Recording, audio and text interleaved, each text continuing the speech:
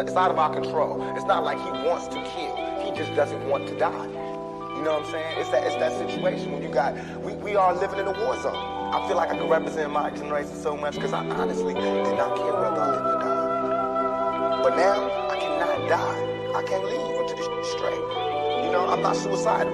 I can't go until y'all really know what time it is. And then after that, boom, it's all over. And we can see, how this fall. But that's how it is. And the reason being is because if I can't live free, if I can't live with the same respect as the next man, I don't want to be here.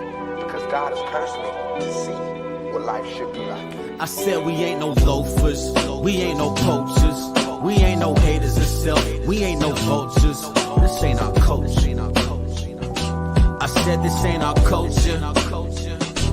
I said we ain't no loafers, we ain't no poachers, we ain't no haters of self, we ain't no vultures. This ain't our culture. This ain't our culture. I said this ain't our culture. Can y'all hear me? Coming in loud and clearly.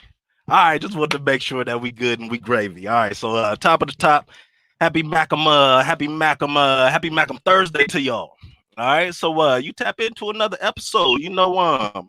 We talking about the issues within the Black and Brown community. So I'm gonna go ahead and jump straight into our disclaimer real fast. All right, so you tapped into top of the top with King Phillip. You know what I mean? Where we're talking about the issues within the Black and Brown community. And these issues have gone by for so long and just swept under the rug for so long and not talked about that they're not considered or looked upon as issues. And these issues have become destructive and they have become deadly in our culture. When it comes to when I'm saying destructive and deadly, it's to our households, it's to our the cultures at period. All right. So with that being said, we did not go out and get all the data to make us the experts to talk about this. All right. We have lived through this. We have experienced through this. All right. So that makes us the experts right there. If we say anything that make you feel some kind of way, please take that time to reevaluate why what was said made you feel that way.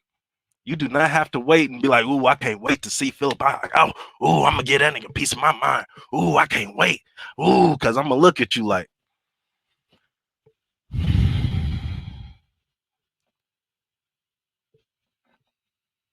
That's me listening actively. You know what I mean? So if y'all know the rundown, y'all know the run through. If you haven't done so already, go ahead and check out the Facebook page /Macam303, like that thing. Go ahead and check out the Instagram page /Macam303. Do what they do to that thing. You know what I mean? Go ahead and check out the Twitter thing /Macam303. Go ahead and follow or like whatever they do to that thing. You know what I mean? And check out the Pinterest. You know what I mean? A lot of people don't have a Pinterest. You know what I mean? Y'all got to jump on the Pinterest. You know what I mean? Because that's the whole move right there. But it's still /Macam303. And everything is /Macam303.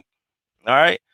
Also, go ahead and check out our website real fast.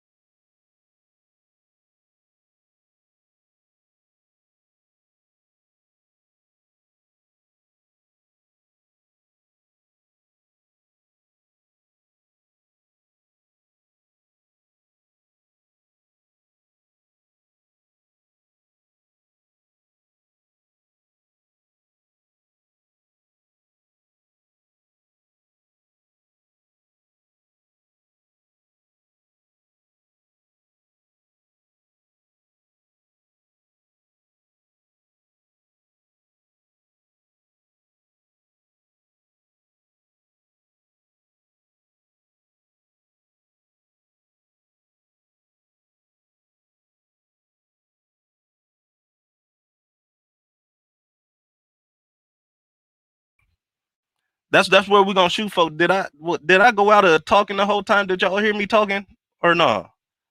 Ah, dang. So I was just talking and nobody heard a word I was saying this whole time. Ah, that's a cold shot right there. All right, so we're gonna bring in our guest this morning. We're gonna bring in our guest. So y'all know my man James, he's with us. Y'all know the homie Nisha, she's in here with us too. But she go by Nisha, you know what I mean? She go by Nisha, my man James, he been coming What's in. up, Nation? Good morning. Uh, Hi, good morning. all right. So y'all know it's just been us rocking. You know what I mean? And the thing is, this is our generation. You know, we 1 year behind James, Tanisha and myself, we together. You know what I mean? So this is from our perspective. So I felt like it was a little one-sided talking about love and stuff coming from our perspective. So I wanted to go ahead and tap in another youngin. You know what I mean? One of the youths. I call him a youth.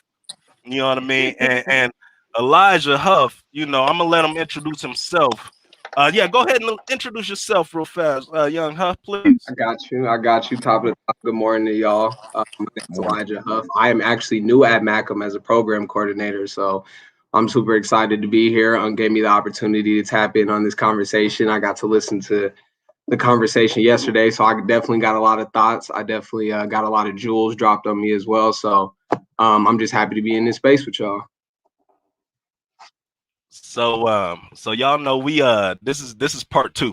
All right, Yeah. this is part two. All right, so I'm saying that to say, where we left off last on Tuesday, where we left off on Tuesday, we was heavy, we was deep within this conversation, just in terms of seeing what is going on with with black love as a whole. All right. That's where we was at Tuesday. And one thing that struck me that Nisha had said before we had left, she said something on the lines of, we will look over or just dismiss a girl who has a past and end up with a girl or a woman who don't have a future. You know what I mean? And that shit, I'm like, wow, that was I had to ask folks that they had heard that. Like, I don't think they heard that, but we're gonna jump straight into it. One thing that I want to jump into first of all, too, because I feel like we still a little one sided. We jump in Tanisha, we jump in Nisha. You know what I mean? So I'm gonna give her the opportunity to get this conversation started. You know what I mean? Let's look at gender roles. Let's look at traditional roles that we've had as black men in the household. Let's look at traditional roles that we've had or as black women in the household. You know what I mean? What does that go to? Let's talk about that real fast. Well, I think, like, as far as our roles, like, society tells us that a man is supposed to work, that he's supposed to pay the bills, and he's supposed to be the protector of the house, physically and otherwise. And those are absolutely wonderful attributes, and it is something we love to see. We don't see it as often as we should, but that's how society has defined a man. That you are a man when you are able to take care of your household, the people you put in it. But as far as women, it's like we're stuck in the 50s as far as wanting, we want, you guys want your women to be like how the grandmas and stuff were back in the day. So we need to cook, clean, be able to be the nurturer for the kids and do all that stuff. But our role is also evolving, and that's being overlooked. So we are not only continuing to do the things that have traditionally been put upon us, but we're also now also providing, like you guys do physically and otherwise. We are going out into the workforce and bringing home a check to pay bills. We're taking care of kids. We're doing everything. So it's like, it's not that there are men that are not also doing these things and sharing these same responsibilities, but it's like it's almost expected, and especially for a black woman. And I just wanted to say that, like, calling a black woman strong and doing all those things, it is a nice praise, but it is also toxic, because what it does is it messes up the mentality where we are not afforded the same luxuries as our counterparts, like white women. Like we're expected to not experience pain like anybody else, to be able to take the most, to be able to handle our business and do stuff. And like Philip, you have mentioned on a previous show how like when you don't want to do something, you just don't do it. And I feel like in a black family, we do that a lot because that black man knows that that black woman is going to handle it regardless. She could huff up and she might talk some shit and be mad, whatever, but at the end of the day, it's going to get done by her because that's what's expected in our society. We're expected to be strong and not feel pain and not do this and not do that, and it's really not fair.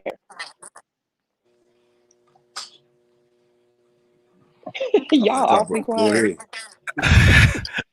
I mean, Man, if go I was ahead. just to tap in, man, if I was just to tap in myself, one thing, man, and because I don't disagree 100% with what she said, but I disagree with some of it. I think that it's one-sided. I don't think that, what I'm saying, black community, I think that women everywhere kind of go through that. I don't think it's just, specifically placed on black women to where it's like, the world just expects them to be something crazy. Now, once again, I do understand that in the black community, we've had issues with their relationships, obviously. But one thing that I want to point back to these gender roles is I also think we keep saying society defined these roles when I don't think it was just society. You know what I mean? If you look back into history, women are protected now. So you don't necessarily need a man for that. But, back in history when women didn't have that protection, when a woman could be pulled off the street and raped, where, a woman could be, what I'm saying, physically overcome by men, our need and necessity as protectors, what I'm saying, was more, it was more value. It was something that a woman looked at in a man because, she really did need him for protection. So, I mean, I think that the problem now is that obviously because women don't need us for protection, that some of that is, what I'm saying, some of that is not necessarily, once again, it's not valued. So, at the same, I just don't think that we should, I don't think that it's good to just say, black women are placed in this position. I think that that's kind of making it a one-sided argument. I Well, mean, but and we're even talking about the black community, and who said that we didn't need protection? When was that ever established? Because I sure didn't say it. I do. I need guys' protection all the time. Times have changed, but it's still dangerous for a woman. Just the fact that there's a pussy between my legs, I'm a target every day. You don't have to walk around like that. Like imagine walking around with something valuable that people always want. That's what they're looking at you for, and that may be like a first thought all the time, even if they don't act on it. It is dangerous being a woman. So I never said we didn't need y'all's protection. But what you did say is that you guys are treated completely different from like white women and other women. And I want you to elaborate on that because I don't necessarily. Sometimes I think that a lot of that is in black women's minds. I think that they use that as a cop out, just to what I'm saying, go with a lot of the disagreement and just go the way that they want to go. Say what, we are, like you said the other day. One thing that a statement that I thought about, you were like, we are the most mimicked women in the world. But there's black women. 90% of the black women that I know are ooh, walking touch it. around with Ooh, long touch it. manes that don't have anything to what I'm saying, do with how black people, they're emulating white Ooh, women touch and Hispanic women. So I mean, just when you it. Ooh, say touch it. black women are the most emulated, black women are the ones that are treated in such a way where they're expected to be strong, they're expected to be what I mean, take everything, and white women, Mexican women aren't. I don't necessarily agree with that. If you don't mind, you know what I mean. Let me go ahead and tap in real fast too. You know, to to to to that extent, I mean, looking at the world, all right. I'm looking at the world and that stigma and that notion that it put on black women, because at the end of the day, that's the world that put that on us, not just black men. All right, because just looking at it, y'all are black and y'all are women. We are black and we're men. All right, so y'all have to work twice, if not three times, as harder than y'all's white male counterparts just to even try to get noticed. So I understand and I agree completely with what she said, but I also agree with, my man James, you know what I mean? Just because of the fact I've always leaned on the side of I want to hold black women accountable. I'm tired of babying, I'm tired of caring, I'm tired of to, you know, I've always been the aggressor towards black women. And just so y'all know, young Huff, he grew up with his mom as well.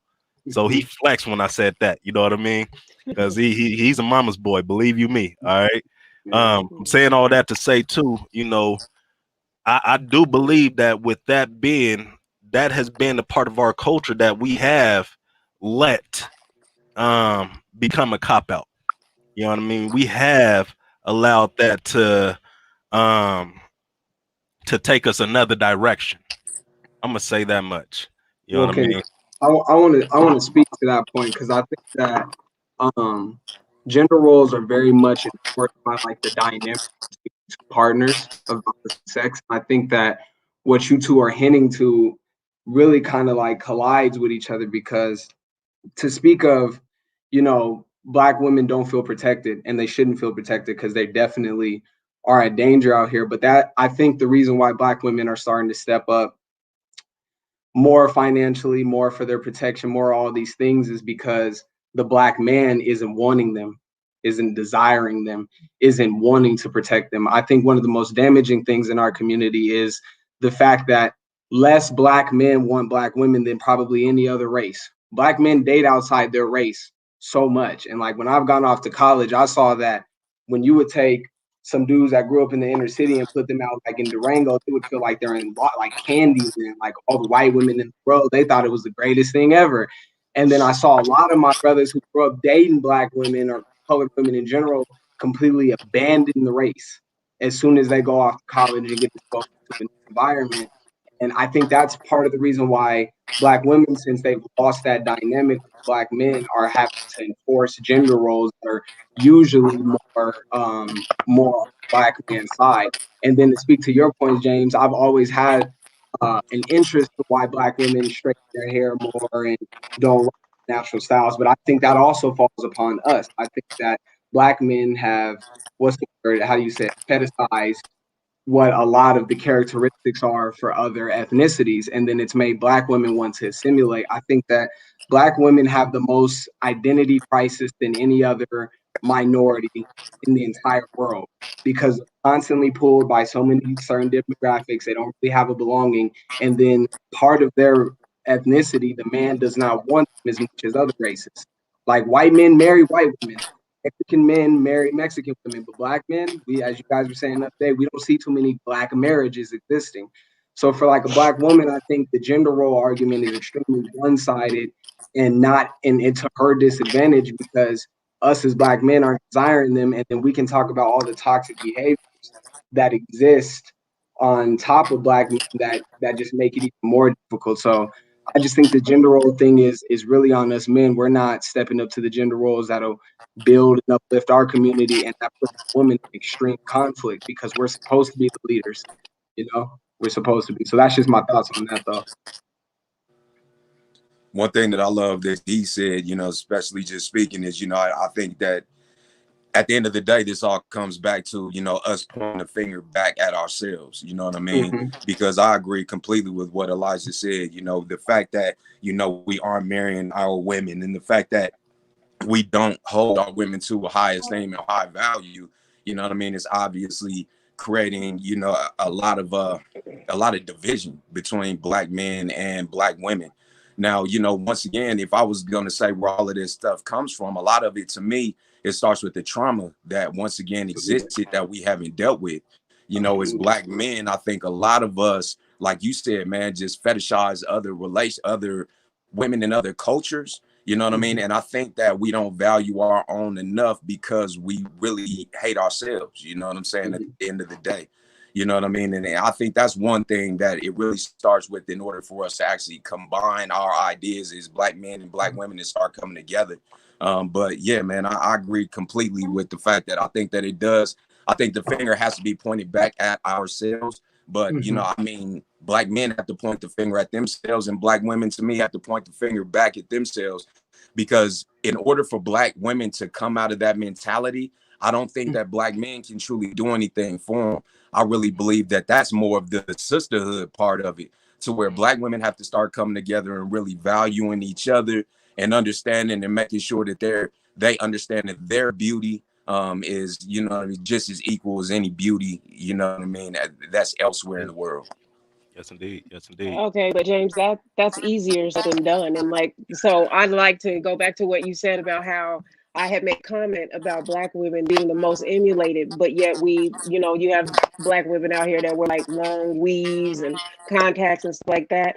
And a lot of that is because the world treats black women like we're some cyclical trend. Like we come around, we come back around every now and then. Sometimes you like it, sometimes you don't. But then you have like how a Huff was saying, you guys, there's this fetish or this fantasy of the other women, like the white woman, Mexican woman, whatnot, her long hair, her light eyes, and things like that. We want to be attracted to you. And Huff, you are absolutely correct. Like there's a lot of self hate that goes on in our community, and a lot of identity crisis, because it's like, imagine struggling to try to be yourself, but also trying to be somebody that's going to attract someone that you want or need to be with. That's hard, trying to be two people at once. So eventually we break out of that. And so like every woman on her own terms will come to a point like, you know what, just forget it. Like, this is who I am. And if it's accepted, it is. And if it's not, it's not. And a lot of times it is not. And the reason that there is a difference between the black woman and the white woman as far as our gender roles and the things that we do is because it is more accepted and allowed for it. Say if like I told you guys last week, like my best friend is white. Okay, she's married, she has 5 kids, living typical life. She has breakdowns and she freaks out. If she checks into a mental hospital for the week, no big deal. She needs a, we accept that. Society accepts that. I pull that shit, whole house gets shut down, possibly your whole family, because I'm not just taking care of my kids and stuff. I've got brothers and sisters, a mother that's dependent on me, and all kinds of stuff. I don't have the luxury of taking a break, pouring a glass of wine, and checking into a mental house. But my white counterpart, she can. It's expected. It's okay. Not necessarily expected. I didn't mean to say that, but it's more accepted. It's, and society does play a big role in how our culture develops, because we live in a society. Society is groups of people coming together to try to do something as a whole. So society is telling us, yeah, black woman, be strong, hold the house down, do this, do that, hold your man down, hold the kid down. Like it's like a never-ending list. So where's the break in that? And black men take advantage of that. So they're like, well, she got it, she can handle it. And a lot of that too, maybe not you, James, because I think you did grow up with both of your parents, but a lot of black men grow up with just their single black mother. And so they watch her hold it down and do everything. So that becomes a learned behavior. He's like, black women are pretty tough. They're pretty strong. So then when you get not all black men, but when you get those ones that have been raised by a single mother and then they create a single mother because they leave a household that they've created this child and bared with this woman, then they leave because oh, she's strong. She can handle it because I grew up watching strong black women. My mom, my sister, grandmas. That shit gets toxic and it's a trickle down effect that nobody is talking about. So yes, we do have to take some responsibility. It's like, where does that responsibility start? Is it my fault that I'm not attracted to my black men? Whose fault is that? Mine or theirs? Because I'm not ugly. I'm not doing anything that would make me unattractive as far as like, displaying low intelligence or, poor hygiene or, any of those things that a man might be like, no, I'll pass. I'm not doing that. I'm doing the most. And like Philip had mentioned, like something that's a simple walk for a white woman is a fucking journey for me. I've got to do extra just to get noticed. And I'm doing the same shit she's doing. Plus I got to do some more stuff. And I think also Let that's me tap real in and real something that fast. just go ahead, go ahead. Um, we got a few comments real fast. You know what I mean? G, she said, well, as you said, Mr. James, white women have that structure of having both their parents in the home and are more accepting to subjection, while black women grow up with absence of the representation of a real man. James said, comparison is the thief of joy. With that being said, the roles on both sides have changed and both sides have had to adapt to the growth. If we want something different, we have to do different. When we stop expecting the relationship to be 50-50, I mean 50% on the man, 50% on the woman, the relationship is 100-100. Makes sense. So we learn how, she also says, so we learn how to do it by ourselves immediately, us to being strong when we know no other way. Okay. Okay. Okay. Okay. Let me go ahead and tap in real fast. Let me jump into our question. One of our questions, real fast, is leaning on, the direction of the conversation and where we were going. You know, so do y'all think do we have realistic relationship goals? Considering, looking at our black women, our black moms trying to grow up and raise all of us by themselves, we don't see what that's supposed to look like or whatnot. Do we have realistic relationship goals? I don't think they do. I don't think they're realistic. I think they could definitely use work. I And I depend. I think it depends on what we're speaking about. Like, is it realistic for us to be faithful? Is it realistic for us to be committed? Is it realistic for us to invest and grow in each other? Absolutely. That part of a relationship is realistic. I think that everything that we talk about that isn't realistic is actually the toxic behavior. Is like, is it realistic to be in a relationship where you expect a woman to be strong and hold you down and do everything while you slouch and try to pick up your hustle or da da da da? No, that's hell no, that's not realistic. But I'm not gonna sit here and play sad that black people are just devastated state that no, we cannot have realistic relationships. I mean, marriage helped us survive through slavery. So I'm not gonna sit here and say that no, it's not realistic. It just depends on what you're talking about. I think our relationship goals are completely unrealistic. You know what I'm saying? I think the thought of trying to find somebody to be your everything, that you're going to find that's going to be with you for eternity through the rest of your life is a completely unrealistic, expectation of somebody else in your relationship.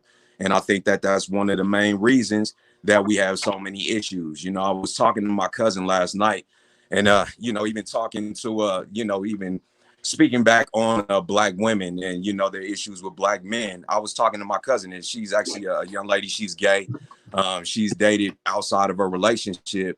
But one of the main reasons that I think that black women have so many issues with black men too is because I think that black women really limit themselves to the men that are within their world. As a black man, I really love and cherish my opportunity to mingle and mix with people outside of my race. And I think that plenty of other races do the same. Mexican women date black men, white men, Mexican men. Same thing it is for white women, where black women, same thing it is for black men, but black women limit themselves to black men. And I think that's one of the main reasons why they even have so many issues with black men. I think that if black women allowed themselves to venture into other places, I think that black women should date outside their race. I think that revelation and those experiences would allow them to actually really be able to come into black relationships with a more open mind and understanding what they're getting. But to go strictly back to the question, I think our relationship goals are completely unrealistic. Can I ask everybody on here a personal question? Mm-hmm. Have anybody on here dated outside their race? Yeah. Of What course. was that experience in It comparison was to, very looking different. at black versus whatever you did? You know what I mean? For me, that was I my. oh Oh, go ahead. Please go ahead. No, no please go this ahead. oh okay. I've dated white men, and it's a completely different experience. Like there's a lot of good things that I can say, but one thing that I want to make clear is that more often than not, it was more of a fantasy or a fetish for them. It wasn't a, oh, I'm falling in love with this person, and this is my mate, this is who I want to be with. It's a, oh, I want to touch your skin, it's beautiful, and you're this and you're that. And on the surface it seems great, like, yeah, it's a nice compliment, but when you really break it down, it's like, this is not someone that I can relate to. This is not someone that grew up the same way that I did. Our discussions look completely different. The activities that we do together, the time that we spend together, and who we spend it with, it's completely different. And it's not that it's a bad experience. So, like you said, James, you should definitely broaden your horizons. I don't think there's anything wrong with interracial relationships, but the point is strengthening our community. And to do that, you need a black man and a black woman. Okay, because at the end of the day, what I'm doing is creating more black men for this world, right? for white women to be excited about wanting to be with, for them to just up and leave and be successful and leave our community or not, or for them to be targets in this world and all kinds of stuff. I can't do that if I'm with a white man, if I'm with a Mexican man, an Asian man, or whatnot. But they love black women, but it's more often than not, I said, it's a fetish thing, and that gets old. I don't want to be a fetish. I want to be a person. I want to be who you look at and care about and want to be with. Yeah, and I'm very glad you went first because that kind of eases me into my story. Because I was a sophomore in college, and I was dating this girl who was should have been a senior, but she was a junior, and you just really hit the nail on the head. It was definitely like a fetish for her. Like, what I realized is that to her, I was a prize.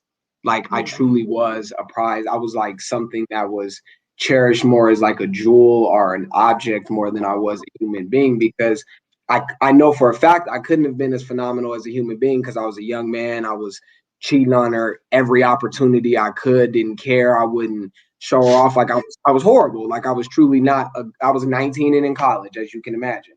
But to her, I couldn't do no wrong. And there would just be times she would just look at me. I'm like, what you staring at me like this so hard for? She was like, you're just beautiful to me. And it was because I was a football player. It was because I was in school. I was from the hood.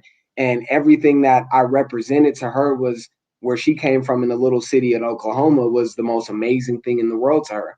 And the relationship got real when I was wearing a dashiki in her 1-bedroom apartment watching Donald Trump get inaugurated.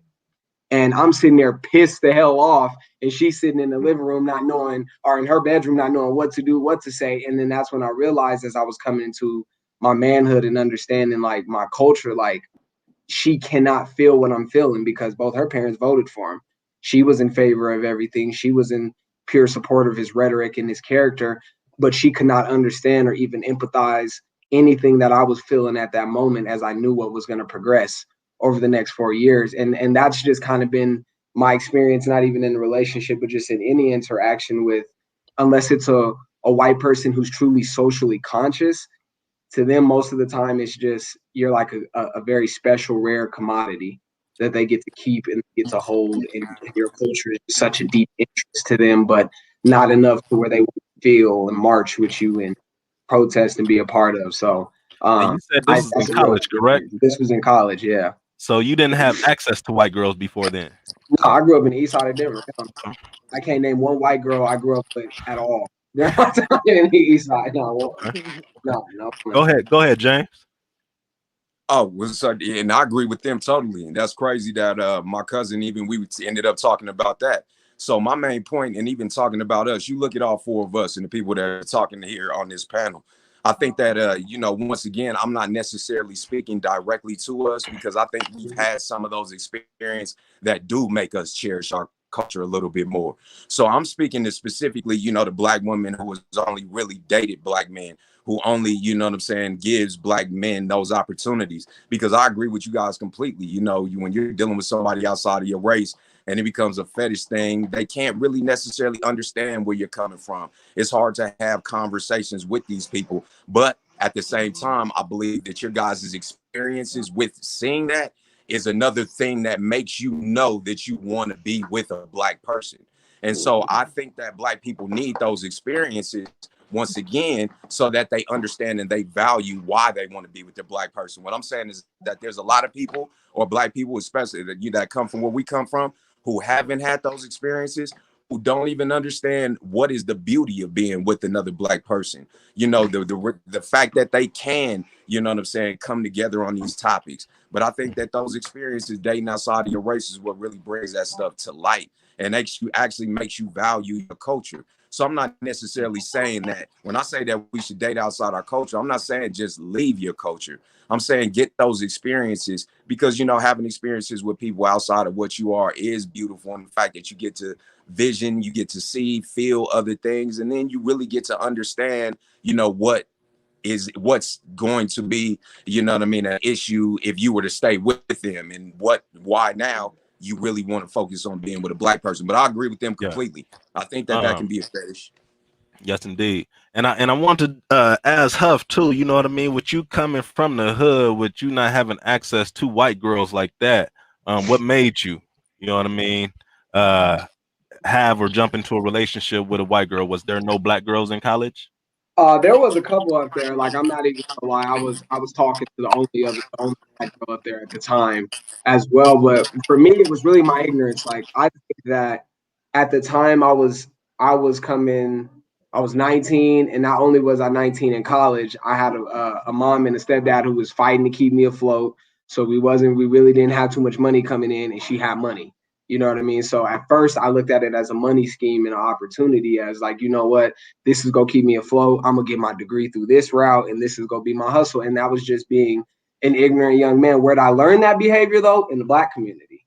So then I translated it, got into an environment in a more white community, and I took advantage, talking about, joking is my form of reparations. But no, but all real jokes aside though, like that's really what I took it as, is as an opportunity of, you know what, I looked at it as she can't be of value to me in terms of culturally, but she sure can help my pockets. And then when I got more deeply involved in her, I got obsessed with being a commodity. I fell into that sunken place of, wow, this woman will cook for me, she'll clean for me, she'll do everything for me. And I got obsessed with that notion. And then when I started getting older, realizing like, oh, that's not just going to be enough without that real emotional, cultural, intellectual connection. This ain't just gonna survive. So that's how I looked at it, as a pure opportunity. But it taught me a whole lot about how, as a black man, a lot of black men fall into that place. And I've just seen that with my brothers, is that they get with a white woman who values them and puts them up on that trophy. And then they be like, shoot, you don't want to go through the brokenheartedness and the trauma that a black woman has endured. But this white woman will keep throwing a bunch of band-aids on your ass repeatedly and give you everything you need. So you'll just go ahead and go with that.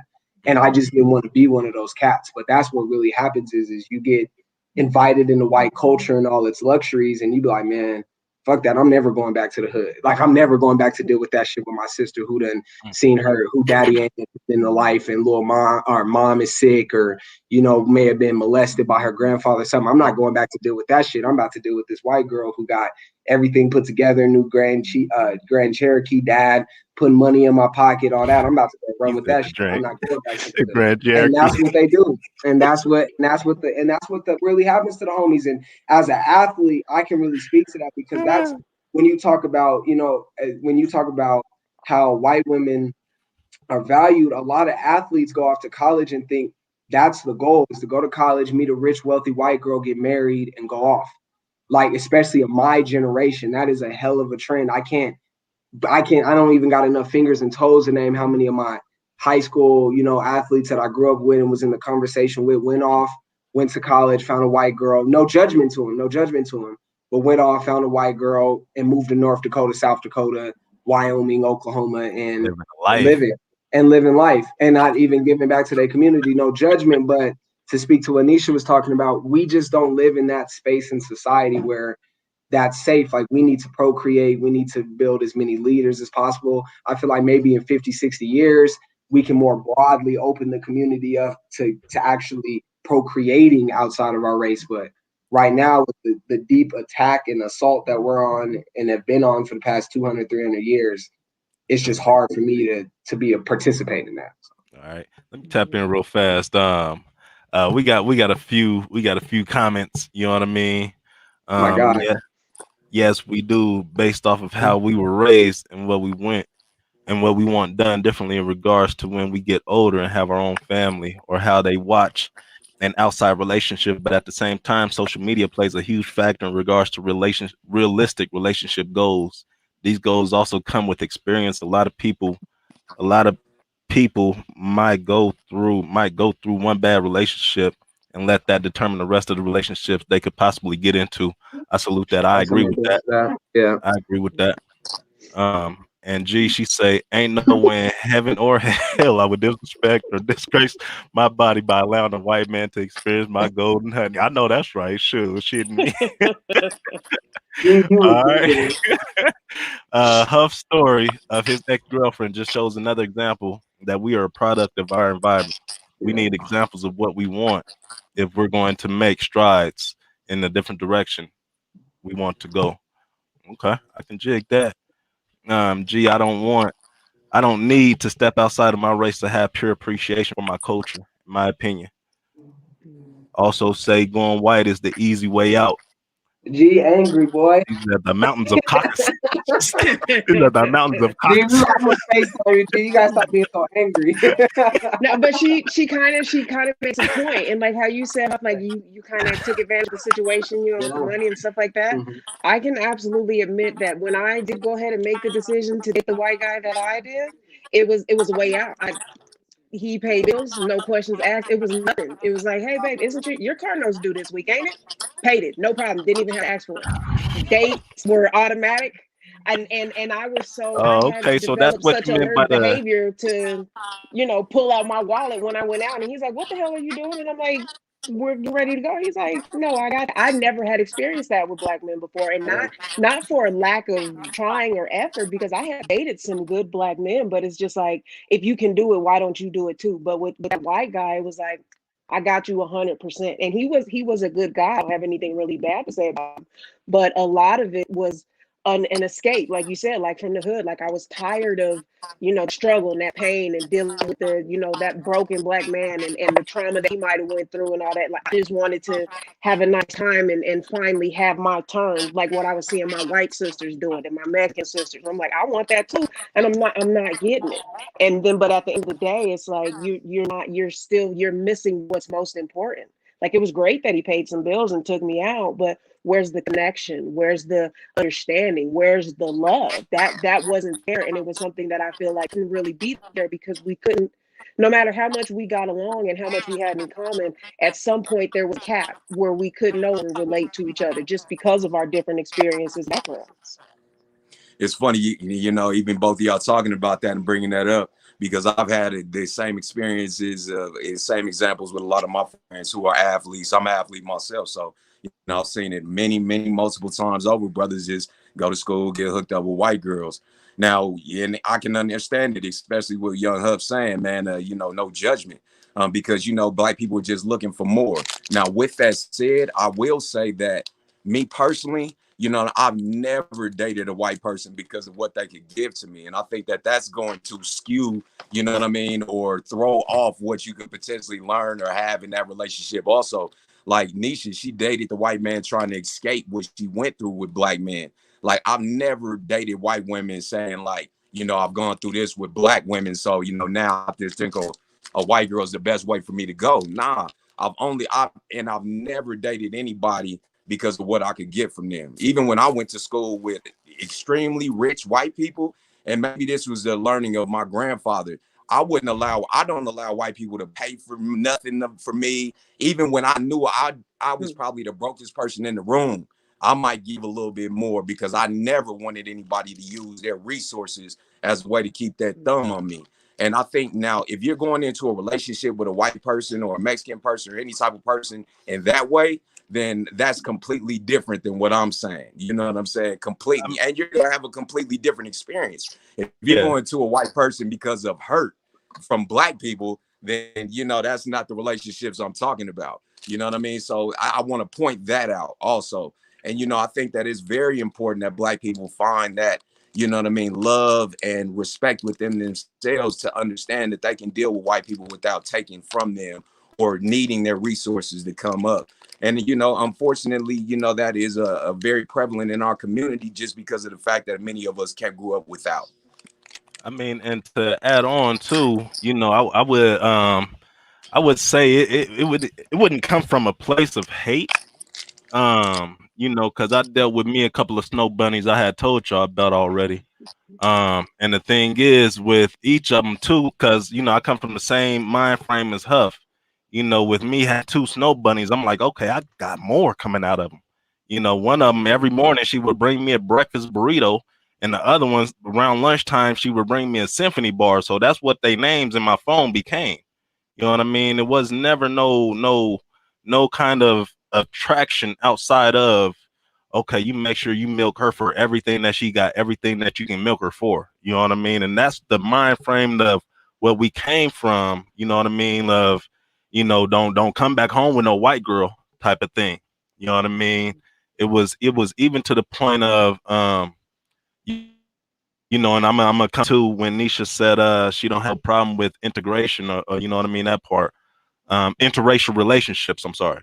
Um I had one of the little snow bunnies. We had into a this was this was at a party. Everybody was drinking. There was a big fight, and she's pulling on me, trying to get me out of the fight. I'm like, get off me, go get out the way. Then she ended up calling me a fucking nigger. Mm-hmm. You know what I mean? The white girl.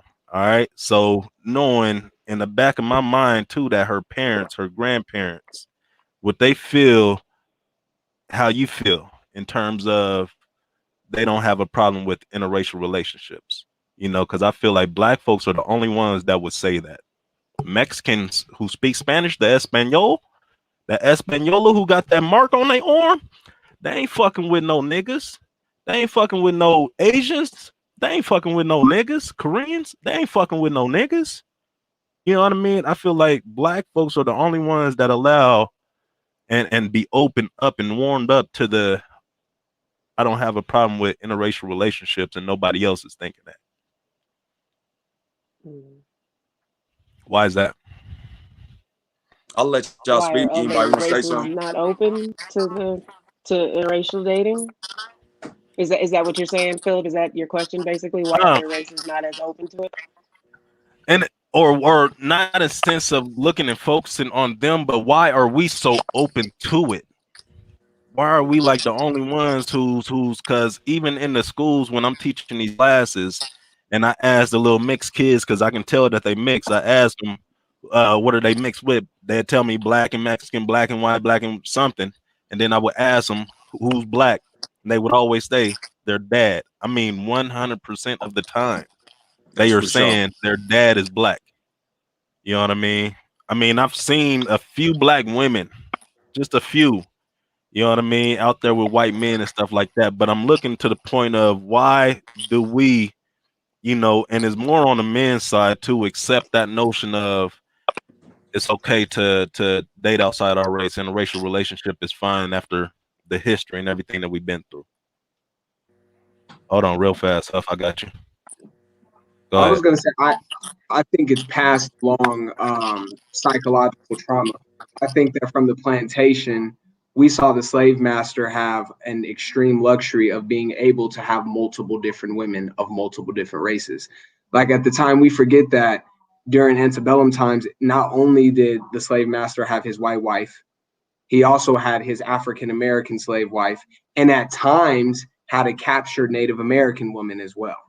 So as a black man, you would sit back and be enslaved by this man. And of course, we know that we have always wanted to be like our masters. One of the traits that we picked up is the way we have dynamics and relationships and mingling across other races. I think that once we were granted freedom and the opportunity to not only mess with our women, but white women, because we've been waiting to get back at the white man for that for years. For years, we've been waiting to get back at the white man for that. But also we're free also to mingle with Chinese women and mingle with all this. It's a freedom and a luxury that the psyche of the black man wants to have, that it enjoys having, and it's a freedom. And I think that that's one thing that black men, especially in my generation, really try to exercise. And I think that thought process has been passed down for years on years on years. When black women who have been being taken away from black men for years on years on years, now that they are free, they just want to go back home. I They just mean, want to go back even home. looking at that freedom and luxury that you had just mentioned, you know what I mean? Mhm. How come Mexican women, how come Asian women don't feel that freedom about us? Like, oh, let me go fuck with me a black man right now. Let me go bag me I just a don't think I think speaking especially of like Asian cultures, they're very locked in general. Like I remember China shut its borders for many, many years. Like that's just culturally past. They're closely knit community. But I think that's the difference with black people is we've had a thumb on us through chattel slavery that is just so unique a form of oppression than any other oppression that almost any other demographic has ever experienced. Because of that, the kind of reactions that we have is different than the reactions of other ethnicity groups of where their kind of trauma makes them want to be closely knit together. We have been repeatedly separated and torn apart. So naturally, since you've been used to being separated and torn apart, you just go start looking elsewhere versus as some of their other trauma and some of the other things cause them to bond together and not be separated and pulled apart as much as we have. I think when you look at slavery and the kind of repression and trauma that white people have put on us in this country, it gives an answer for some of these very unique and different reactions and existence that we have in this country and just across the world in general, especially in relationships. I think I agree with him completely. I think that slavery really had a lot to do. At the end of the day, our trauma, the separation of our families, it just allows us, the opportunity, and not even an opportunity or a good opportunity at all. But, I think that we just don't value our families enough. You know what I mean? And I agree completely with what Young Huss said. I do as well. It's something that is embedded in us, part of us. Like we're used to separation, like you said. So it's like, why not go to another race, even if it's not necessarily for malicious reasons? Like you don't always have to be like, oh, I'm about to date this white person because I can get some money. That certainly wasn't my intention. It was a gentleman that I worked with, but then I figured, why not? Because I knew the benefits that would come from it. So it was like, sure, I'll go on a date with you, and then it just kind of escalated from there. I mean, so even looking at that to you know, to that extent, um, did you come in with? Because I came in with one mind frame and I stuck to that mind frame. You know what I mean? Like falling in love and all that other shit. That was always like, nigga, don't you know what it is? So don't you dare. You know what I mean? So is it that some of us are, they have that mind frame in the beginning, you know what I mean, of what they're gonna do, and they ended up falling in love for them, you know what I mean? But instead of going that direction too, I want to come back and circle back in on one of our questions too that my man James had asked earlier. Um, so with looking at many of us aren't religious, but we're more spiritual. Why are we still allowing religion to dictate how we view relationships, or are we actually using our minds to figure out what makes the most sense? And I hear that a lot. You know what I mean? I'm not religious, but I have a great relationship with God. I'm spiritual. Everybody, I hear that a lot nowadays. You know what I mean? But at the same time, I'm even looking at myself, with me knowing the foundation and how it's supposed to, according to the Bible and according to the religion, you know what I mean? How the household is supposed to go. Again, I don't know if that's the right, you know what I mean? The right order. I don't know if that's how it's supposed to go, because at the same time, I'm looking at, if that's how it's supposed to go, then how come that's not happening? You know what I mean? So I want to jump in this ahead because I have a very different view than pretty much everyone here, because like I don't want to call myself religious, but like I definitely would consider myself a Christian, a disciple of Christ, and I try to view marriage in a biblical lens always. And going into this conversation, I'm glad this question came up, and this is just pertaining to me. And of course, I never pass no judgment upon anyone who's not religious or doesn't use the Bible as a structure for marriage. But when you guys kept talking yesterday about what Black love is and what Black love should be about, the thing that I didn't hear and what has always been taught to me, and one thing that's like always embedded to me about love, is that love is a choice, that love is a conscious decision that you have to make every day. And in the Bible, it always preaches that our relationship with the Father with the Father and with Jesus mirrors a lot of different relationships that we're supposed to have in our life.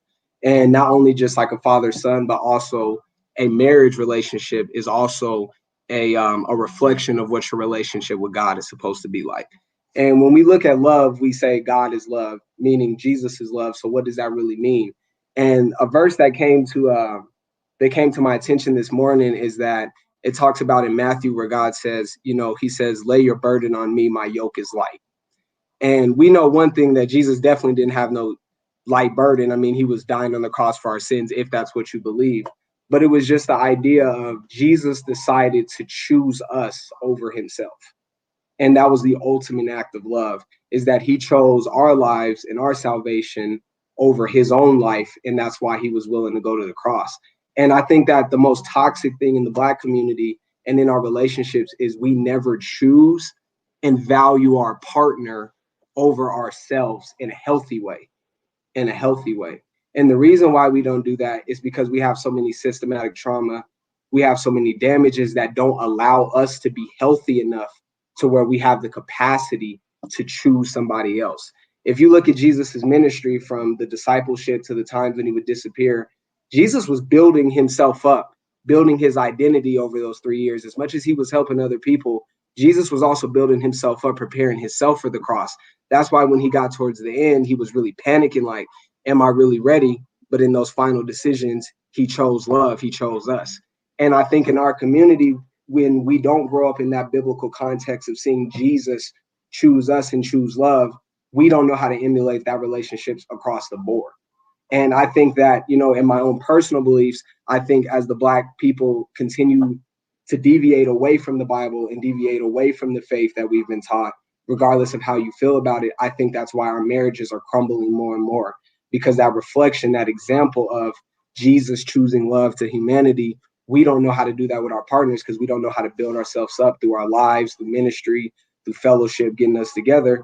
And then when it's time to get with a partner and choose that partner over your own self, you don't know how to do that because we haven't studied the example. So I think that's just an example of, if you are going to use religion to get in the way, make sure you're using it in the correct context, because if you use it in the correct context, I think you can find that relationship appropriate. So I just want to jump ahead of that because I know I have different views. So. Hmm. Well, I don't think that that religion gets in the way of our relationships as much. Like I can't stress enough that our history and our culture did not start here. We didn't have the Bible when we were in Africa before we got snatched up, and there were marriages going on. Marriage is a concept that's just across the board. Different cultures may call it different things, and it's tweaked, to meet the Wait, come specifications on. of that Wait, certain come on. race or culture. But it's always been there.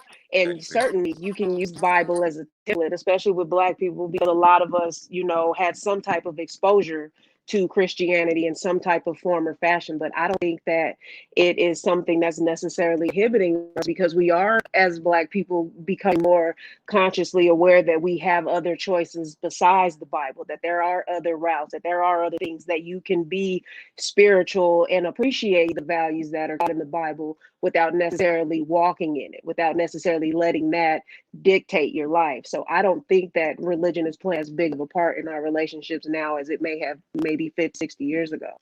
Let me go ahead and tap in real fast. Go ahead, James. I see you.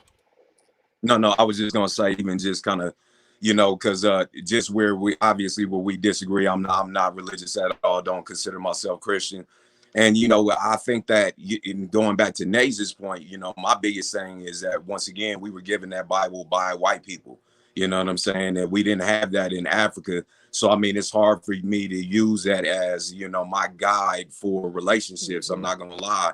I use it. I honestly agree. I honestly believe that some of us and our adherence to the Bible is us once again trying to mimic something or a system that doesn't necessarily work for who we are as a people.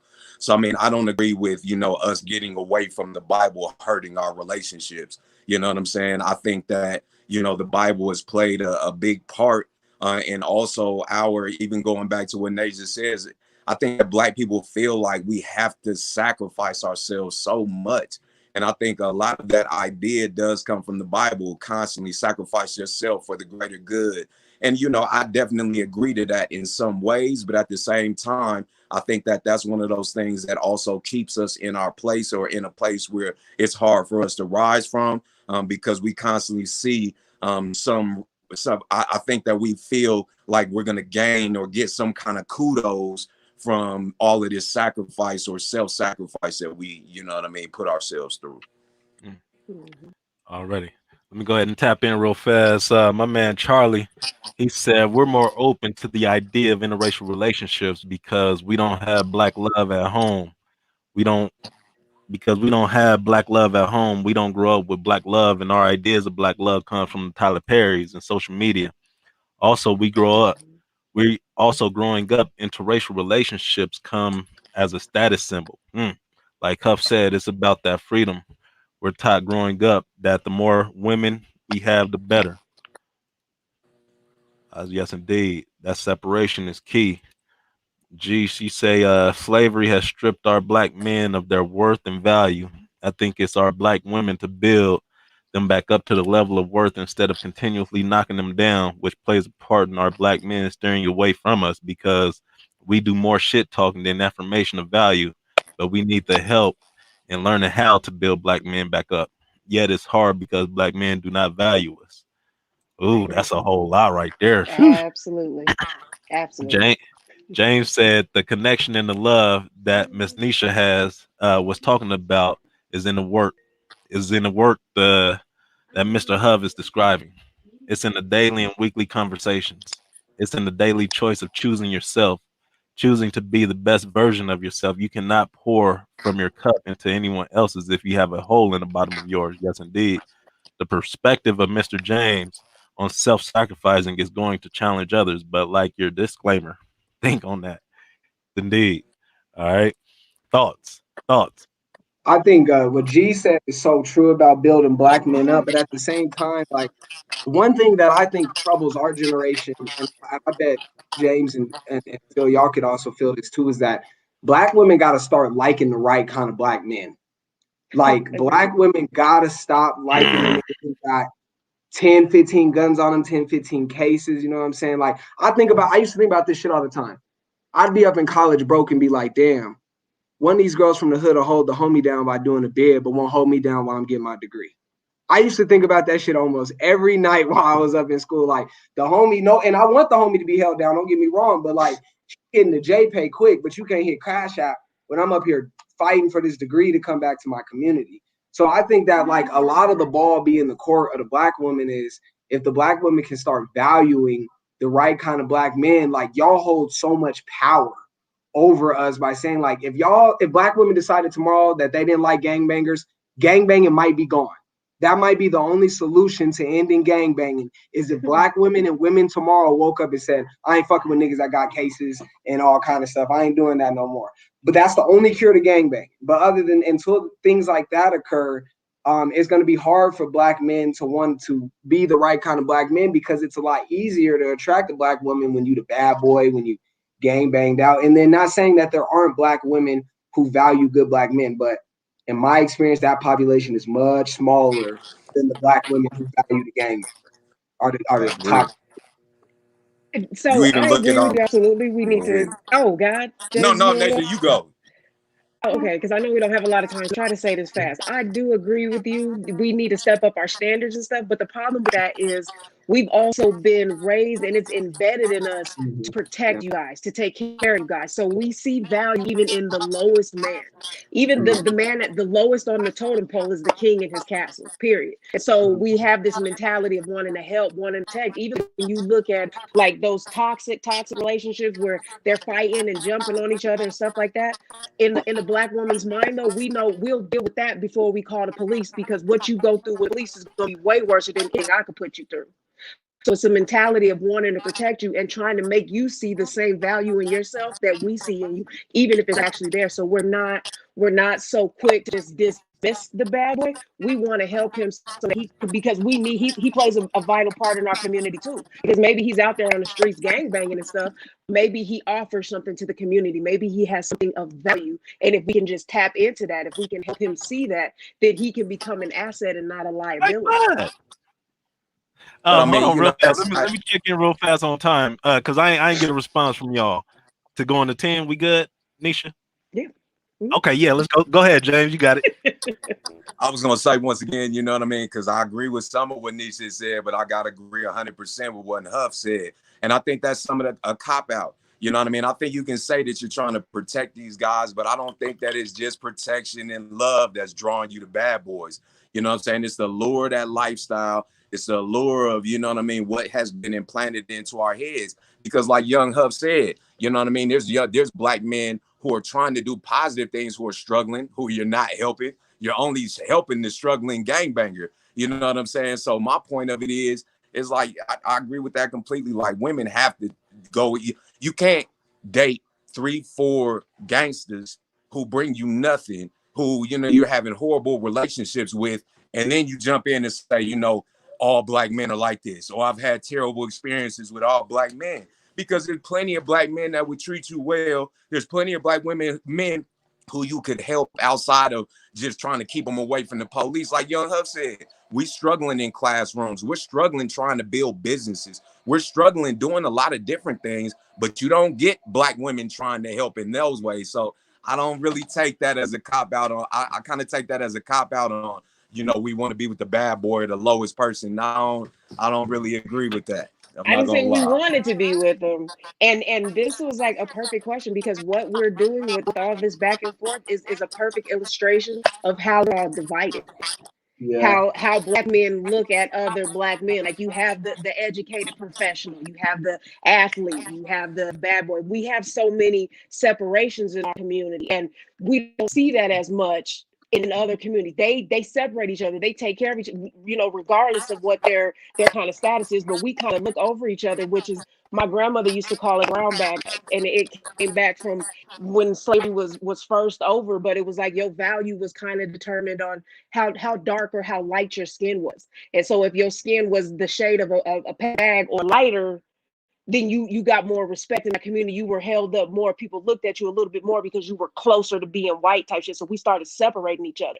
And so now maybe we all matching shades and what, but we're still separating each other on intellectual levels, on emotional levels, on our economic levels. And that's what we need to stop doing, because at the end of the day, like that professional man and that gangster man can have the same potential.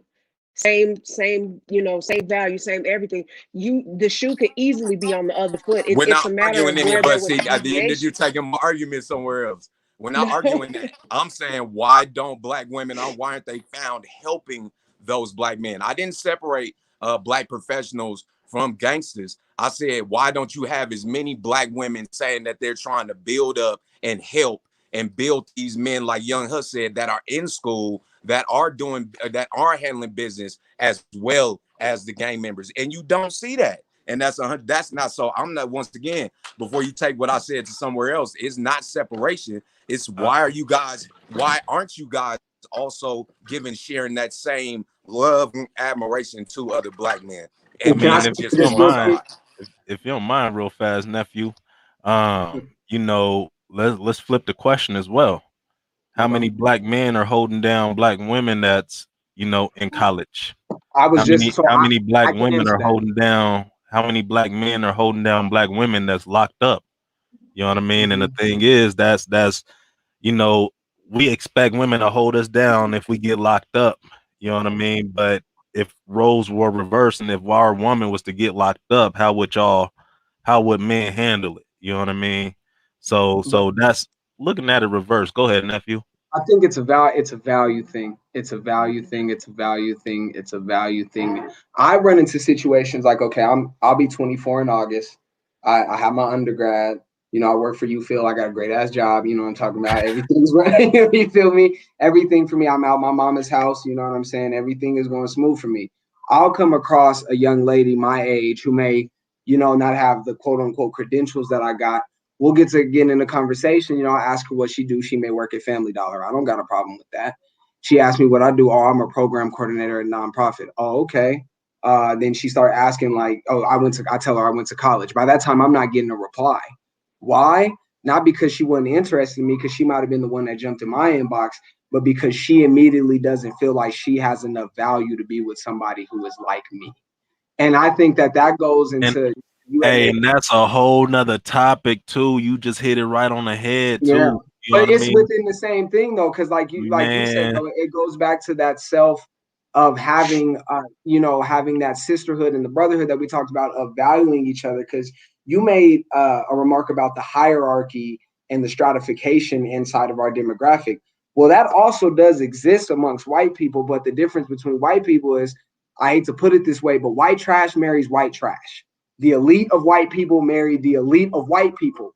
With niggas, sometimes it crosses over and it does some weird ass funky shit. But that's because we don't have no real true identity of our own value. You'll get a balling ass female who want to make what a dumbass nigga, or you'll get a real wealthy nigga who want to trick off on a female who ain't doing shit right for herself. It's because we don't have a locked in value of our hierarchy. Capitalism forces stratification and hierarchy. That ain't got shit to do with relationships, but because we don't understand our actual values with each other, we date outside of our value range. You should mess with your league. Hey, P, you got to bring Young Huff back. Everything, Yeah. everything. And you know the thing is, G, she has said it. You know what I mean? She said men love hoes. You know what I mean? Yeah, I mean, that's crazy that you have put it like that because I ain't even look at it like that. You know what I mean? In a sense Yeah. of, you know what I mean? You don't see too many white folks fucking with the trash. You know what I well, see mean? that shit. They stay No, within their trailer parks. You know what I they mean? sell. They don't have very high aspirational dating goals. You know what I mean? Because they But, and not but you understand got that they these hood understand their niggas, boy. value. They think they all on the flat playing for them anyway. Because white trash. That's why you got white trash storming the Capitol. They Um, all think they're on the same playing field, regardless of where they are. Not niggas don't think that way. oh man. Um, one more question, our last question too, before we close out for the day. You know, and then I want to look at some of the to dos and some of the not to dos for 2021. You know what I mean? For us as a culture. All right. But our last question. You know, it seems like we are so worried about love that we're neglecting to build ourselves into people who will try. How do we do that? How do we build ourselves and turn that attention into ourselves so that is automatically, you know, attracting what we want It's type of thing. it's crazy. Now, see, this is where I think that everybody where relationships really begin. I really do think that it starts with you. You know what I mean? You have to have a mind of building yourself to help the community and to build yourself in order to give more to your relationship and all of that. But to me, it starts with you. Can't start looking for a mate to fill in all of the gaps that you have within your life. I think that you have to fill those gaps. And once you do that, I think that that naturally attracts people to you. Once you build in your mind, once you build in your body, your spirit, all of these different things together, I think are what is going to make you somebody who is valuable in the dating marketplace, or you know what I'm saying? And I think that we as black people, one of the biggest things that we do is we go into relationships with the mind of I need this relationship to make me whole, instead of I'm coming whole into this relationship so that we can, you know what I'm saying, build much more. So I mean, you know, I think that's one of the biggest things is like focusing on yourself first in order before you get into the relationship. Mm. I absolutely agree. Like that to attract love, you need to have something to be projecting. You need to be loving and you need to be loving yourself before you can expect to love anybody else. So I absolutely agree with you, James. Absolutely. So I mean, but how do we do that? That's you know, I feel like it's easier said than done. You know what I mean? Again, it's coming back down to if we don't know what um black love looks like. We don't know what that self-love looks like. You know what I mean? Because we haven't been seen, we haven't been shown, we haven't been taught that. And how can we effectively do that intentionally? You know what I mean? what are the five aspects of your nature? You know what I mean? I think that you have to figure out what needs to be fulfilled in your life. So you have your mental, you have your physical, you have your spiritual, you know what I'm saying? You have your business goals, and then you have, you know, your friends, your personal, your relationships. So I think that you have to answer, how do I feel those things within my life? And then once you do that, you know what I'm saying? Once you start like attacking all of those different aspects of your being and actually allowing them to grow and to build, I think that that naturally, you know what I'm saying, it naturally grows your love for yourself, for your, you know, your ability to grow and your discipline. So I mean, I think it's first identifying the aspects of your life that need to be filled, and then going ahead and figuring out how to fill those aspects. Mm. I think you hit the nail on the head, bro. It's getting what you want. Like my mom always used to try to tell me when I got off to college, like you can't marry no woman until you 100% pay every bill on your own, until you put your key in your own door, until you have everything that you have ever wanted in this life separate with somebody giving it to you. Don't marry nobody. And I think that that's real. Like I think white people have so much success is because they figure themselves out when all of themselves together before they get married. And I don't think it's just because of opportunity, they just aren't under the same amount of pressure and don't have as many things to figure out as a Black person does. And I think until Black people, you know, gain knowledge of what the world is and how it's against them, and the tools to beat that, and then they get themselves healthy. When we have more healthy people, then I think we'll have more healthy marriages. And that goes about knowledge. I think you got to know yourself. You got to know yourself and know the space that you're in, and understand that as a Black person, because of, you know, no matter what you believe in, and no matter how we got created, we have to give to our community. We have to give to the spaces that we have. It may not be as a nonprofit leader, or, you know, it may be as just the dude who goes and hoops with the kids on a Saturday. Black people have to be givers. That's just the nature. We have to help each other. So I think until you learn how to give to your space in an appropriate manner, and you know how to also take what you need in and gain it without harm, you'll never have the opportunity to build with someone. And just have that understanding. Black people, we don't have the luxury of being just able to jump into marriages and be healthy. We got shit we got to fight, and we got to start teaching that to these kids, is that it's hard as hell to be Black. It's hard to be a Black man. It's hard as hell to be a Black woman. So figure out how to survive in this world before you try to figure out how to survive with somebody else. And you know, it's crazy. You had through the comparison in there, like the white folks, they know what they know who they are, they know what they're doing, they know what they're destined to in terms of a path and goals and stuff like that. You know, I'm gonna kick it back to what James has said. He said comparison is the thief of joy. You know what I mean? And looking at that too, you know, I was looking at that, but then I'm like, shit, we still trying to figure out who we are. You know what I mean? Just even looking at from all of our history, everything being stolen when we got snatched up. So coming back down to again, you know, if we didn't have the Bibles, what did we have to follow up on? What do we have to lead us in terms of our culture and stuff like that? So I want to come back and you know, G had asked a few questions too that I want to touch on. You know, she asked, how can you expect anyone to love you if you don't love you? Why would you expect someone to accept and deal with your traumas if you ain't dealt with them on your own?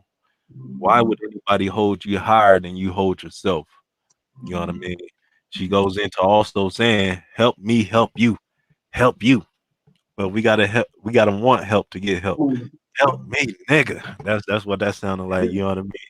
And you know, I think I just got to speak to something real quick. I just also Yes, want sir. to notice, heal your relationships with your parents, because a lot of that shit G just spoke to of Mhm. is, you know, you want somebody to help you is because you was going through that trauma as a kid, and the people that was supposed to help you, mom and dad, wasn't there. And I catch that shit with my homeboys a lot, is that they get with these women who want to nurture and take care of them and everything because it heals that void that mom left when mom was ripping and running the streets and not taken care of. So like, I just want to press that point, is before you try to get into a sexual, intimate marriage, any kind of style relationship, heal some other relationships in your life first, because it makes everything else, you're going to pawn that off on that kind of relationship. And I just think G really spoke to that. I think that's where we get that behavior, is not having strong relationships with our parents, is we want somebody to take care of us because we wasn't taken care of. A lot of us grow up out on our own by 16, 17. When white kids don't get out on their own till 25, 26, after college, after master's degree, after saving 10, 15, $20,000. So it's just that mindset of wanting to be taken care of. We don't really get taken care of as adolescents and as young children. And we've got to break that mold of, if you come from that shit, you got to suck it up. Like, that's one thing I had to accept. My mom did the best she could, but certain shit that she wasn't there to provide, I got to suck that shit up and heal with it, so I don't pawn it off on another woman. Because for years and years, between 19 to 21, 22, I was really pawning all the stuff that I felt like my mother should have gave me onto another woman, when that was just wrong. So I just had to speak to that real quick. I mean, and even to the extent of healing, we keep saying healing, you know what I mean? And I always go back to, you know, how did we heal before we got snatched up? You know what I mean? Did we have therapists that we went and sought and talked to in terms of getting that healing and everything that we needed on that end? You know, I'm coming back down to the culture of us, because I don't think, you know, therapy in the sense of Western traditional therapy has been our culture. We've been trying to do therapy their way and it hasn't been working. That's my own personal belief. So when we talk about healing, you know, I've been looking at different type of forms of healing. Meditate, you know what I mean? Just doing that, working on my breathing, you know, different type of stuff like that. Cause I truly do not know, cause she asked a load of questions. You know, I can't expect nobody to deal with my shit if I ain't dealt with it yet. You know what I mean? So um coming back down to, you know what I mean? G, she closed with y'all are dope. I love the perspective and views. This is how we begin to learn to grow, to better ourselves. This is how we map and gotta tap out. Y'all be Easty. Mhm. It's not our culture. They who broke us cannot help us. Mm. Oof. I mean, even looking at to that sense, you know, if we're going to a black therapist, is that still they? Is their tactics is what we need? Man, I agree with you too, P. You know, one thing is us just trying to find out these answers from people, you know what I mean, and cultures who are responsible for us going through these issues. And I don't think that it is the answer, you know what I mean? I think that it's going to take a variety of different things to help guide us and help mold us and help heal us. And, you know, once again, like Young Hug was saying, I think that for you have to heal yourself completely. All of these relationships with your parents, your past relationships with lovers, your relationship with spirituality. There's so much baggage that we come into relationships with as Black people that it doesn't allow us to actually get deep within each other. So once again, that healing has to happen. And I think that P, you know, the main thing, once again, I love our girl's been asking the questions. Like she said, one thing is we have to heal ourselves. We have to love ourselves. But like you were saying, we're gonna have to figure out what that looks like for each individual. You know what I'm saying? Because it's new, it's uncharted territory that we're going into. But I think that right now, what we're doing, having these conversations, is bringing all of these perspectives together to actually get us somewhere. And, you know, just quickly, yeah, and I'm not going to talk long at all, but, you know, I've actually disagreed with Nasia a couple of times. But one thing that I do very much agree with her on is that we need to make sure that we're not pointing the finger or trying to separate these type of Black people from those type of Black people, you know, cats it in the street from brothers that's in business. You know, at the end of the day, we're all Black people, and there's ways that we can all use our gifts and our talents to push each other forward. You know what I mean? So I just want to make sure she knows that I agree 100% that we need to make sure that we're not separating by trying to group Black people into different categories.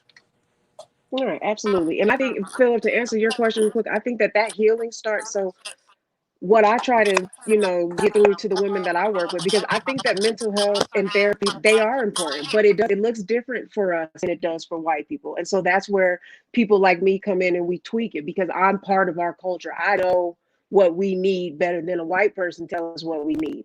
So we need the help. And so one of the things I'm always stressing to the women that I work with is accountability, taking an inventory of yourself. You've got to start with being honest with yourself. Where am I flawed at? Where am I good at? What do I have to offer? What can I work on better? Because you can't expect somebody to come in your life, like you said, and fill in all those gaps. You need to have that already filled in yourself. And then also, like the other gentleman had made the comment, and he had said something to the effect of, we look at it like it's a 50-50 thing when we should go in at 100-100. I absolutely agreed with that, because I'm always preaching that. You don't 50%, you're incomplete that way. You need to be fully together before you try to connect with somebody else, or as close to whatever together looks like for you. You need to be as close to that line as possible, because nobody else is going to be able to fix you. Nobody's going to care about you more than you care about yourself. Mhm. And I think that I hate all that. I think all of that really hits the nail on the head. And also to speak to just like the notion of healing, I think as one thing in my own personal belief is, I think that one of the and this is just really my own personal belief, I think one of the toxic behaviors within our culture at times is looking back, trying so much focus to look back instead of focus of looking forward. I think that no matter if you want to factor in slavery, yeah, absolutely, you're correct. We were captured from Africa and brought here, but at some point that group that we were a part of, their ancestors had been captured by another civilization, and then their ancestors had been captured by another civilization. And when it comes to things in terms of like religion, tradition, practices, it's constantly going to be manipulated, transmitted, flipped, miscued, changed as long as there's conquest. And that's just human behavior is conquest. But what I think is so beautiful about being alive in this time and age is we have the internet. So like, what's going to be discovered is pretty much discovered, and what's needs to be discovered, it'll be here soon. So it's just the idea of now that we have this an abundance of knowledge to us, get out there and look for what really is good for you. I think we need to start preaching kids to actually go out, do the research, do the study for your own, study the cultures, find out your heritage and study back to that culture, trace your lineage, find practices, do the research, do the work. Don't take my word from being a Christian or somebody else's word from being a Buddhist or anything. Do the knowledge, because I think that the most profound people who heal are the people who search for knowledge the most. Because when you go to look for certain things, you heal in places that you could have never imagined, because you're learning for something, you're searching for something. Even being a Christian, searching and diving in other faiths has been healing, because it's in ways made me rebound further and closer to mine. And that's just my own personal belief. And it can be the flip for somebody else, but it's just the idea of chase knowledge. I think that's just so powerful. Knowledge is healing. All the people that healed our culture are the ones who studied the hardest. Dr. King, Malcolm X, Fred Hampton, all these people were scholars and they studied everything. So dig in your brain, you know what I mean? Yes, indeed. Yes, indeed. Let's go ahead and wrap today up with some to-dos and to-don'ts. You know what I mean? We want to look at, in the spirit of Valentine's Day coming up as well. You know what I mean? What is some of the to-dos that men should be out here doing, Nisha? For Valentine's Day specifically? Just period. Not period. What are some of the things that men should do? Just period. You know what I mean? Well, okay, so a do for me, I would say do plans. Make plans.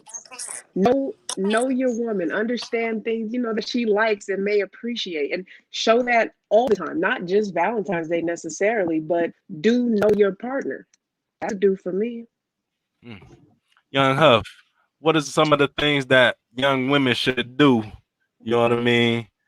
Vice versa. You know what I mean? Give us some of the to-dos.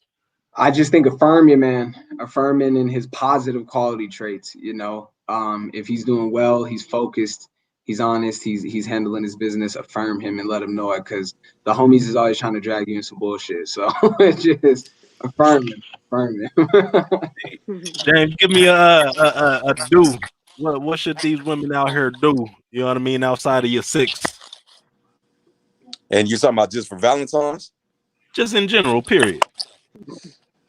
Man, outside of the six, when the biggest thing, man, is just be completely attentive. You know what I mean? I can kind of go back to what Nate just said a little bit about that. I think when you're paying attention to, somebody's mentality, you know what I mean, to somebody's cues, you know what I mean, and what makes them happy, and get outside of your own head and what you want, I think that brings a lot of understanding in relationships. So I would say just step outside of yourself and be attentive to the other person completely, so that, you can get outside of your own head. Yes, indeed. Yes, indeed. Anybody got a good don't? Anybody got a good don't for us? Fellas, stop trying to invite these females over on the first date. And go corporate. Take her out to eat. Get her something to eat real quick. That's the homies got to grow up, you know what I mean? Yes, please. Yes. Your house is not a date. I absolutely agree. That going to kick it is not a date. Is that a kicking session? That's a date. Yeah, like the homies that's got to not a grow date. up out of the kicking session the first time. Come over and For kick me, your shoes. a don't is don't put your expectations on me, because your expectations are your reality, not mine. Yes, indeed. Yes, indeed. Yeah. Hey, man, and then I'm gonna kind of wrestle with that. Once again, it's your reality and your expectations that are gonna make all of the disagreements. You know what I mean? It's hard for us, and especially as Black people, just to understand that, man, we come from so many different viewpoints, so many different ideas, that, you know, when you bring yourself completely into this stuff and, you know, you don't allow anybody else's personality or experiences to, you know what I mean, really give you some kind of viewpoint on other ideas, then once again, you're gonna put all of your baggage on somebody else. So once again, don't put your expectations on me. I'm gonna go ahead and double down on that. You know, put them on yourself, and then when you come into the relationship, come, you know, free, healthy, and, you know, a blank slate, so that we can build from there. There we go. There we go. And that's how we're gonna wrap up today. You know what I mean? Hey, we Appreciate showed y'all. Let me jump in with y'all. you know what I mean? Yes, Hey man, indeed. y'all, You hey bro, were amazing. y'all It was some good beautiful, talking with you. intelligent black people, man. I'm loving these conversations, Yes, bro. indeed. Young Me Nation, too. Hey man, Yes, James, bro, I've been growing up seeing you in the Glenarm, man. You made me want to keep a basketball in my hand. I always got to let you know that, bro. I right. appreciate that, much man. love, You bro. was Yeah, positive, hey man. man. Hey, You was the hey, first and nigga I when you saw an armor, slide the baseline with dumbbells in his hands. I said, this nigga play defense. I'm gonna play defense. Hey, y'all That's what's know, up. but you know, much in love. school, you know, check it out. In school, you know, Nisha, she used to hold niggas down. You know what I mean? She used to slide us the papers so we can cheat off of them and all that other shit. You know, she was always the book smart person behind us. You know what I mean? So, hey, Yeah. we gonna rock out. I'm gonna see y'all next week. All right, y'all. Bye. Peace.